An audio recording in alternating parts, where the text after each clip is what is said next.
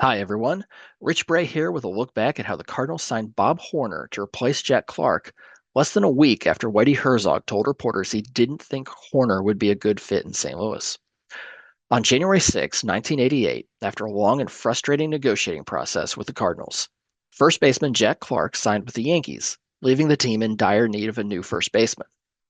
For Bob Horner, a Kansas native who had spent the previous year playing in Japan, the Cardinals presented a perfect opportunity to return home. Since winning the Rookie of the Year award as a 20-year-old in 1978, Horner developed a reputation as a productive player when he was healthy. Coming off a 1986 season in which he hit 27 homers and drove in 87 runs, Horner turned down a 3-year, $4.5 million offer from the Braves. After the Braves pulled that deal off the table, they offered him a 3-year, $3.9 million contract. Again, Horner declined. When no one else offered him a deal, he signed a $2 million contract with the Yakult Swallows of the Japanese League, where he hit 31 homers in 93 games. As a side note, 17 years later, MLB would pay Horner $7 million as a result of ownership collusion that offseason. Despite his success in Japan, Horner wanted to return to the United States.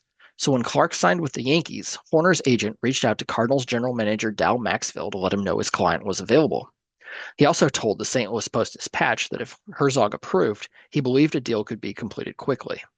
Initially, Herzog did not approve. Noting that Herzog hit much better in Atlanta's Fulton County Stadium than anywhere else, Herzog also voiced concerns about Horner's health, defense, and salary demands.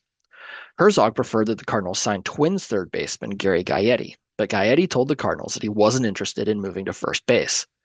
Meanwhile, Horner wasn't ready to give up. He called both Maxfield and Herzog to personally express his interest in playing for St. Louis. That perseverance ultimately made the difference.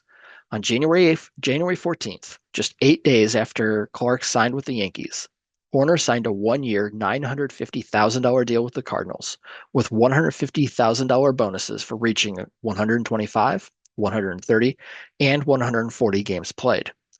Horner had chosen the Cardinals over a 3-year, $10 million offer from the Swallows, a $900,000 offer from the Braves, and a $650,000 offer with incentives from the Rangers. Horner said, quote, "It's been a dream of mine to play for the Cardinals. This is an absolute perfect fit for me." After the signing, Herzog said he'd always seen that Horner was a much better player in Atlanta than he was when playing in St. Louis, but he was impressed by Horner's determination to show him he could hit at Busch Stadium. Maxville noted that the team's interest also grew when Horner proved willing to sign for a single year. Unfortunately, Horner's lone season in St. Louis was cut short by a shoulder injury that ultimately ended his career.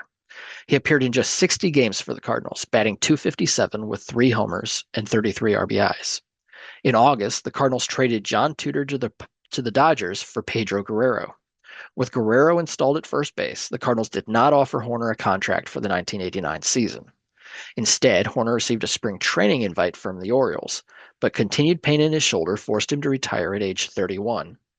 In 10 major league seasons, Horner hit 218 homers and drove in 685 runs.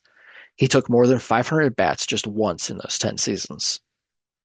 So that's the story of how Bob Horner became the first in a long line of first basemen attempting to fill Jack Clark's shoes. For more Cardinals history, visit stlredbirds.com or follow me on Twitter or Blue Sky at Remembirds, Remembirds. Thanks again, and go Cards.